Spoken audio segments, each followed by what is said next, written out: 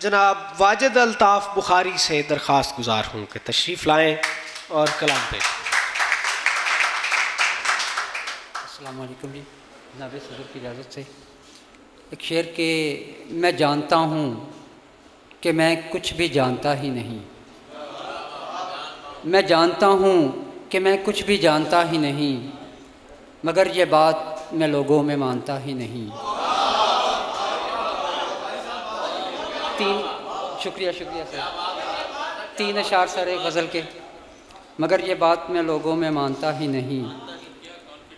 कोई माने न माने मेरे साहिब, यहाँ पर दिल लगी मुमकिन नहीं है।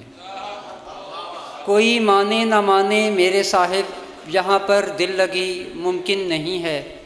मैं आ पहुँचा हूँ ऐसी करबला में, जहाँ से वापसी मुमकिन नहीं है। ये तन मैला मैं लेकर सोचता हूँ, हो कैसे वजद मुमकिन उस नगर का। ये तन मैला मैं लेकर सोचता हूँ, हो कैसे वजद मुमकिन उस नगर का, कि जिस जा पर कभी भी मैले मन से किसी की हाज़िरी मुमकिन नहीं है।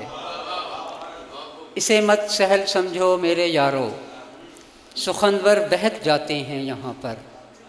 इसे मत सहल समझो मेरे यारो, सुखनवर बहक जाते हैं यहाँ पर, कि वाजिद उस जगह से बोलता है जहाँ पर शायरी मुमकिन नहीं है।